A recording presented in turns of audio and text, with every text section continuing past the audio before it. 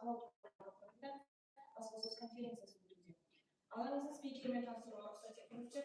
Қошанова Райхан Мұсалиқызы, Ақтөбе облысы санитарлық-эпидемиялық бақылау департаменті басшысы. Райхан Мұсалиқызы, алаңызға қош келдіңіз. Сөзіңізге көзіңіз.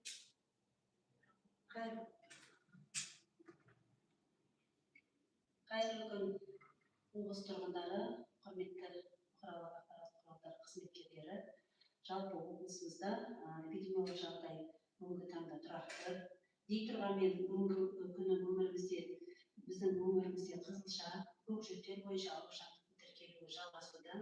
Сонымен қатар эпидемиологиялық жағдай тұрақты болғанмен соңғы 5 жылдықта тіркелмеген эпидемиялық паротит ауруы тіркеліп отыр. Аталған инфекциялар вакцинамен басқарылатын аурулар қатарына жатады. Және уақытылы иммундау арқылы олардың алдын алуға болады. Аурушаңдық көрсеткіштерінің өсуі осы ауруларға қарсы екпе алмаған балалар мен ересектер арасында тіркелуде. 2026 жылғы 14 сәуірде осы Ақтөбе облысымызда қызылша инфекциясына 242 жағдайы зертханалық жолмен расталып отыр.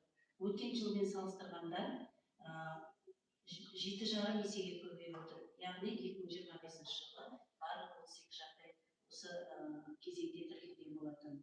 Аумақ бойынша айтатын болсақ, Ақтөбе қаласында 186 жағдай, Мұғалжар ауданында 36 жағдай, Алға ауданында 6 жағдай, Маркетке 5, Кейбір 3 және Әйтеке би, Байғанин, Қолда, Қарағалы, Қонтар және Шалқар ауданында 1 жағдайда тіркелді. Қызылшамен сырқаттанғандардың 90% қызылшаға қарсы екпе алмаған. Оның ішінде екпе жасына жетпеген балалар 20% құрады, екпе статусы белгісіз ересектер 11% және медициналық қарсы көрсеткіштері бойынша екпе алмаған 5% тұрғындарды құрап отыр. Қызылшамен ауырғандардың басым көпшілігі немесе 75%-дан астамы 5 жасқа дейінгі балаларға құрайды. Оның ішінде ұйымдастырылмаған балалар саны 140, мектепке дейінгі мекемелерде тәрбиеленушілер ауырған балалар олар 45 бала, сонымен қатар мектеп оқушылары арасында 30 жағдай тіркелді. Қызылша ауруы тіркелген ошақтарда эпидемиологиялық тергеп-тексеру жұмыстары толықтай жүргізіліп, індетке қарсы іс-шаралар ұйымдастырылды. Елімізде қызылшаға қарсы санитариялық эпидемиялық шараларын күшейтілген түрде жүргізіліп жатыр. 2026 жылдың 19 ақпанында Қазақстан Республикасы бас мемлекеттік санитариялық дәрігерінің Қазақстан Республикасындағы қызылша бойынша санитариялық эпидемияға қарсы және санитарлық-профилактикалық іс-шараларды ұйымдастыру және өткізу жөнінде шаралар туралы нөмір 3 қаулысы қабылдағаны баршаңызға белгілі. Қаулының негізгі мақсаты халық арасында қызылшамен сырқаттанудың және таралудың алдын алу және елдегі эпидемиялық жағдайды тұрақтандыру болатын. Осыған байланысты өңірде қызылшаға қарсы санитариялық эпидемиялық және профилактикалық іс-шаралар күшейтілген түрде жалғасуда. Еске саламыз, вакцинация егілген адамның немесе заңды өкілінің ақпараттандырылған келісімінен кейін жүргізіледі. Аталған қаулыға сәйкес жүргізіліп жатқан негізгі іс-шараларға тоқталды. Бірінші, эпидемиялық жағдайға тұрақталғанға дейін 6 айдан 11 айға дейінгі балаларды иммундау. 2 жастан 5 жасқа дейінгі вакциналанбаған балаларды тазартылатын иммундау жұмыстары және 7 жастан 18 жасқа дейінгі мүлдем екпе алмаған балаларды иммундау жалғасуда. 30 жасқа дейінгі егілмеген немесе егілу туралы деректері жоқ медициналық қызметкерлерде иммундау жұмыстары жалғасуда. Бүгінгі күнде көкжиектер ауруының 9 зертханалық расталған жағдайы тіркелді. Барлығы 14 жасқа дейінгі балалар арасында. Көкжиектермен ауырғандардың 80% екпе алмаған балаларды құрады. 2025 жылдың 3 айында 4 жағдай тіркелген болатын. Өткен жылдың сәйкес кезеңімен салыстырғанда бұл ауру 2 есеге өсіп отыр. Сонымен қатар елімізде кейбір өңірлерде эпидпаратит дейміз ауруы тіркелуде. Біздің облысымызда да осы бипаратит ауруы соңғы 5 жылда тіркелмеген болатын. Осы бипаратиттің бірінші сәуірден бастап бипаратит диагнозымен 5 науқас тіркеліп, тиісті эпидемиологиялық қарсы жұмыстар атқарылып жатыр. Эпидемиологиялық паротит дегеніміз бұл вирусты жұқпалы ауру, ол асқынулармен өте қауіпті. Соның ішінде менингит болуы мүмкін, архит, панкреатит және болашақта бедеулікке әкелуі мүмкін. Қызылшаның асқынулары бұлар панэнцефалит, соқырлық және келеңдікке әкелуі мүмкін. Көңшілден асқынғанда тұншығуға дейін кейбір жағдай өлімге дейін алып келуі мүмкін. Ал егілген балалар ауру жеңіл өтеді және асқынулардың алдын алу мүмкіндігі болады. Эпидемиология жағдай тұрақты болуда, алайда әрбір азаматтың жауапкершілігі мен вакцинацияға белсенді қатысуы біз үшін аса маңызды. Яғни осы індеттің алдын алуға болатынын ескеру қажет. Құрметті облыс тұрғындары, құрметті ата-аналар, өз денсаулығыңыз бен балалардың болашағын өз қолыңызда. Вакцинациямен басқарылатын инфекциялардың алдын алудың бірден-бір жолы екенін тағы да ескеру келеді.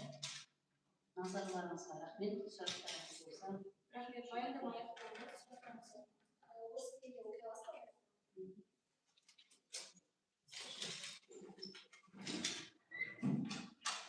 Добрый день, уважаемые жители области, уважаемые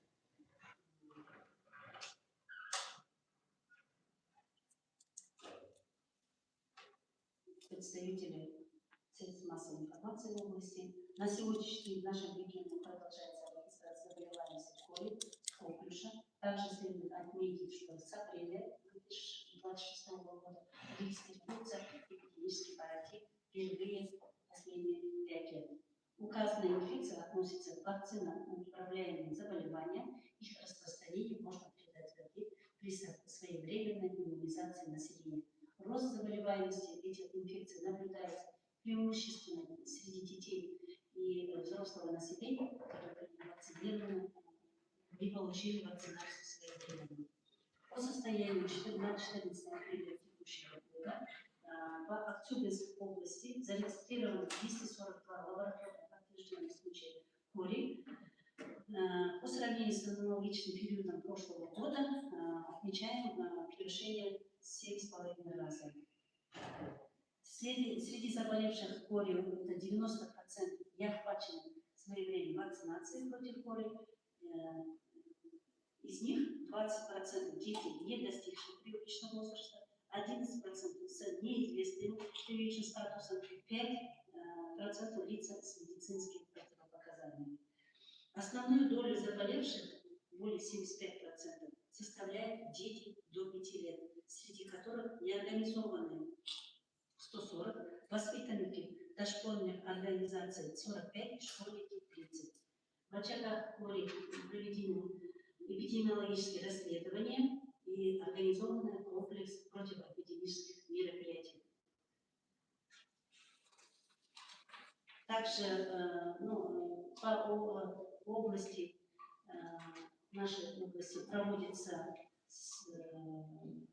противоэпидемические мероприятия против кори, краснухи и паротита. Напоминаем, что вакцинация проводится только при наличии информированного согласия пациента или его законного представителя.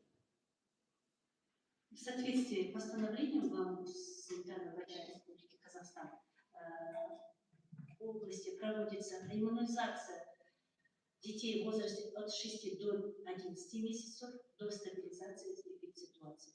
Очищающая иммунизация непривитых детей в возрасте от 2 до 5 лет. Наверстывающая иммунизация непривитых детей в возрасте от 7 до 18 лет.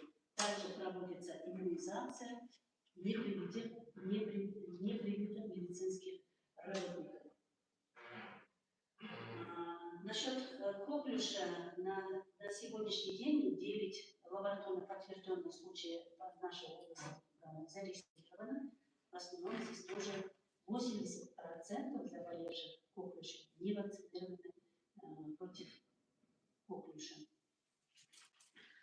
Также хочу отметить, что в области последние 5 лет не было зарегистрировано эпидемиологических сепаратив. В нашей области в 2026 году, 1 апреля, 5 случаев сепаратита зарегистрировано. В основном это привычный статус неизвестен, один ребенок вакцинирован по поводу отказа от вакцинации. Эпидпаратит – это вирусное инфекционное заболевание, опасное своими осложнениями, такими как менингит, архит, панкреатит, будучи на причин привести к корень может привести к панэнцефалиту, слепоте и глухоте. Коклюш при осложнении в течение, могут вызвать удушье, в некоторых случаях привести к летальному исходу. Поэтому я рекомендую еще раз нашим жителям области своевременно получить вакцинацию. Вакцинация остается наиболее единственным методом профилактики вакциноуправляемых инфекций. Благодарю за внимание. Есть еще вопросы? Насколько можно получилось,